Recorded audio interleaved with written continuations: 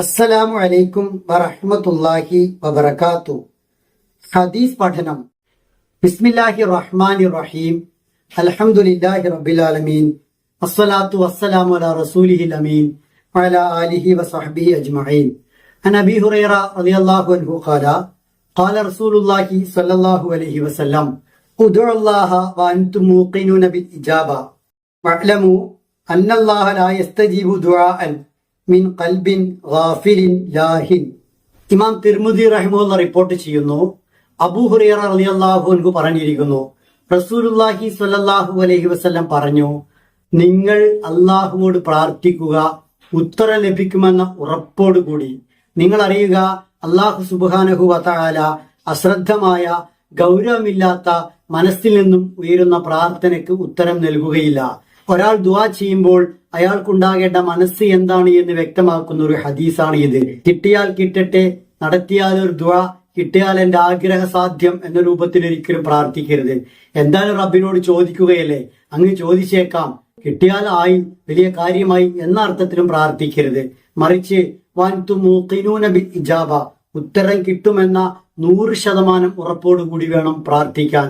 അങ്ങനെ പ്രാർത്ഥിക്കുന്ന പ്രാർത്ഥനയ്ക്ക് മാത്രമേ ഉത്തരം ലഭിക്കൂ എന്നും റസൂലുള്ളാഹി സ്വല്ലല്ലാഹു അലൈഹി വസല്ലം പറഞ്ഞു.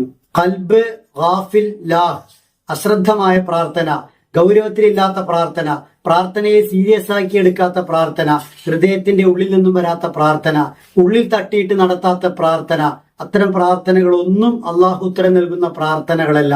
ഗാഫിലായ അശ്രദ്ധമായ പ്രാർത്ഥനയ്ക്ക് ഉത്തരമില്ല. ഗൗരവമില്ലാത്ത കളിതമാശയിലെടുക്കുന്ന പ്രാർത്ഥനയ്ക്ക് ഉത്തരമില്ല. അതുകൊണ്ട് വളരെ ഗൗരവത്തിൽ തന്നെ, വളരെ ശ്രദ്ധയോടെ തന്നെ, എന്താണ് ചോദിക്കുന്നത് എന്ന ബോധ്യത്തോടെ തന്നെ അള്ളാഹുവോട് ചോദിക്കണം. അള്ളാഹുവോട് ഗൗരവത്തിൽ തന്നെ ചോദിക്കണം. മാലക്കും ലാ തർജൂന ലില്ലാഹി വഖാറ, അള്ളാഹുവിന് എല്ലാ ഗാംഭീര്യവും വകവെച്ചു കൊടുത്ത് ഏറ്റവും നല്ല രൂപത്തിൽ അവരോട് പ്രാർത്ഥിക്കണം. അങ്ങനെ ഉറപ്പോടുകൂടിയാണ് വിശ്വാസി അള്ളാഹുവോട് പ്രാർത്ഥിക്കേണ്ടത്. ആ പ്രാർത്ഥനയ്ക്ക് അതുപോലെ ഉത്തരം നൽകാൻ കഴിയുന്നവനാണ് അള്ളാഹു. അതല്ലെങ്കിൽ ആ പ്രാർത്ഥനയുടെ പേരിൽ മറ്റൊരു ഗുണം നമുക്ക് ലഭിച്ചേക്കാം. വേറെ വലിയ ദുരന്തങ്ങളോ ദുരിതങ്ങളോ പ്രയാസങ്ങളോ തട്ടി നീക്കിയേക്കാം. പ്രാർത്ഥനയുടെ ഗുണം പരലോകത്ത് നമ്മെ കാത്തിരിക്കുകയും ചെയ്യുന്നുണ്ട്. എല്ലാ അർത്ഥത്തിലും വലിയ ഗുണമുള്ള, മെച്ചമുള്ള നന്മയാണ് പ്രാർത്ഥന എന്നത്.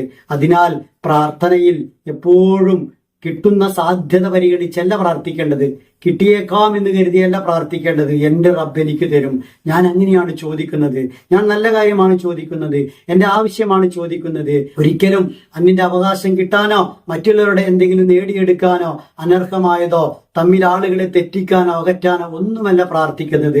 നല്ല കാര്യത്തിന്, നല്ല ലക്ഷ്യത്തിന്, നല്ലത് കിട്ടാൻ, നല്ല രൂപത്തിൽ ജീവിക്കാൻ, അതിനുള്ള പ്രാർത്ഥനയാണ് എന്റെ. അതുകൊണ്ട് എന്റെ റബ്ബ് തട്ടുകയില്ല, എന്റെ റബ്ബ് പരിഗണിക്കും, എന്റെ പ്രാർത്ഥനയ്ക്ക് ഉത്തരം കിട്ടും എന്നുള്ള നല്ല ബോധ്യത്തോടെയുള്ള പ്രാർത്ഥന, അത് മാത്രമാണ് ഒരു വിശ്വാസി നടത്തേണ്ട പ്രാർത്ഥന. അത് വളരെ ശ്രദ്ധയുള്ള മനസ്സോടെ ഗൗരവത്തോടെ ആകണമെന്നുമാണ് റസൂലുള്ളാഹി സ്വല്ലല്ലാഹു അലൈഹി വസല്ലം ഈ ഹദീസിൽ പഠിപ്പിക്കുന്നത്. ഇതുപോലെയാകണം നമ്മുടെ പ്രാർത്ഥന. അഫ്ളലുൽ ഇബാദത്തി അദ്ദുആ, ഇബാദത്തിൽ, ആരാധനകളിൽ ഏറ്റവും ശ്രേഷ്ഠമായത് ദുആയാണ്, പ്രാർത്ഥനയാണ് എന്നും റസൂലുള്ളാഹി സ്വല്ലല്ലാഹു അലൈഹി വസല്ലം പഠിപ്പിച്ചിട്ടുണ്ട്. അദ്ദുആഉ ഹുവൽ ഇബാദ, അദ്ദുആഉ മുഖുൽ ഇബാദ, പ്രാർത്ഥന തന്നെയാണ് ആരാധന, അത് ആരാധനയുടെ മജ്ജയാണ് എന്നെല്ലാം ഇസ്ലാം പഠിപ്പിച്ചിട്ടുണ്ട്. അതിനാൽ ഈ പ്രാർത്ഥന, ആരാധനയായ പ്രാർത്ഥന, ആരാധനയുടെ മജ്ജയായ പ്രാർത്ഥന, ഏറ്റവും ശ്രേഷ്ഠമായ ആരാധനയായ പ്രാർത്ഥന നല്ല ഉറപ്പോടുകൂടി മാത്രം വേണം നിർവഹിക്കാൻ എന്നാണ് റസൂൽ കരീം സല്ലല്ലാഹു അലൈഹി വസല്ലം ഈ ഹദീസിൽ നമ്മോട് കൽപ്പിക്കുന്നത്. ഈ ഹദീസിന്റെ പ്രയോഗവൽക്കരണമാകണം നമ്മുടെ ജീവിതം. അള്ളാഹുവോട് നല്ല ഉറപ്പോടുകൂടി വേണം പ്രാർത്ഥിക്കാൻ.